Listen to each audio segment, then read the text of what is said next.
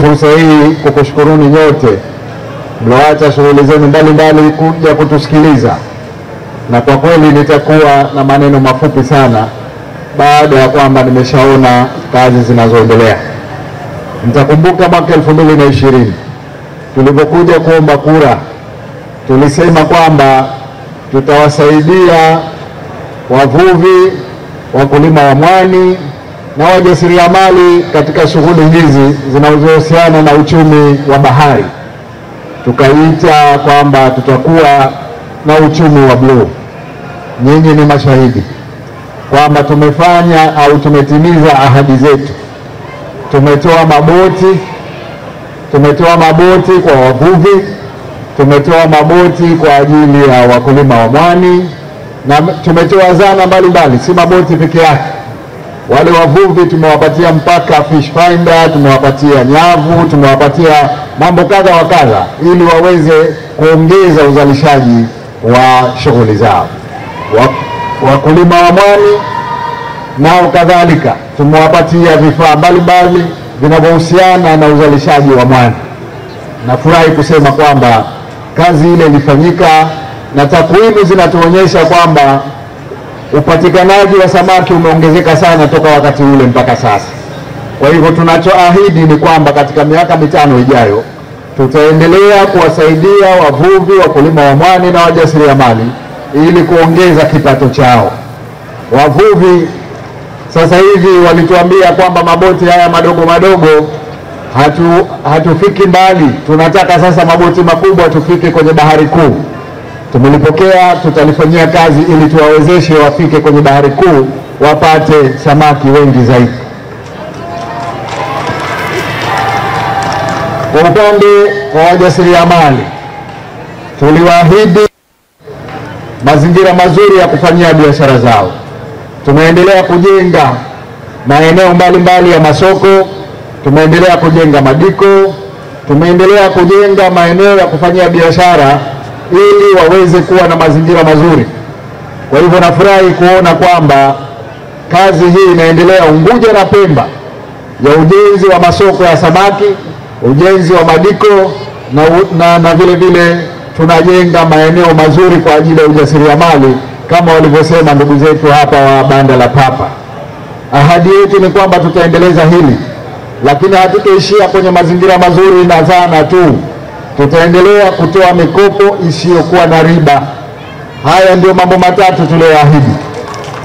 Tuliahidi zana za kazi, tuliahidi mazingira mazuri ya kufanyia kazi, tukaahidi na mikopo isiyokuwa na riba. Mikopo isiyokuwa na riba imeanza kutolewa. Zaidi ya shilingi 96 bilioni tumezitoa kwa ajili ya vikundi mbalimbali vya ujasiriamali. Tutaendelea kutoa fedha hizo kwa sababu tunatambua wapo wengi bado hatujawafikia. Lakini wale ambao walipata na wakarejesha, wakipewa tena watapewa viwango vya juu zaidi kwa sababu wameonyesha kwamba wanaweza kutumia zile pesa kwa manufaa yao na kuweza kurejesha. Kikubwa ambacho nataka niseme hapa ni kwamba kuna swala la usimamizi mzuri wa masoko yetu haya.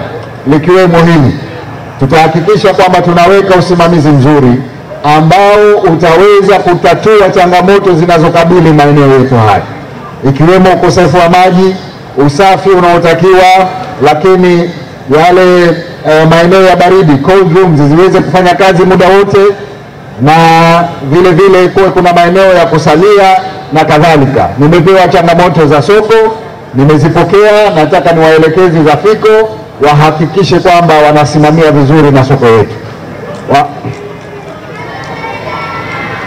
Hakuna sababu kwa nini katika maeneo kusiwe na maji safi ya kutumia. Hakuna sababu kwa nini cold room yakiharibika yasitengenezwe mara moja. Hakuna sababu kwa nini kusiwe na utaratibu mzuri wa usafi.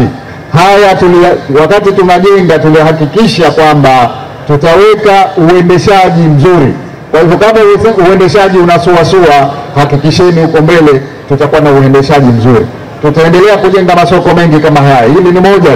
Yako maeneo ambayo sasa hivi tunazungumzia ya Kama, ya Fungurefu, ya Mangapwani, kuna wavuvi, kuna waanika dagaa, kuna watu wengi wanaojishughulisha na shughuli hizi za uchumi wa bluu.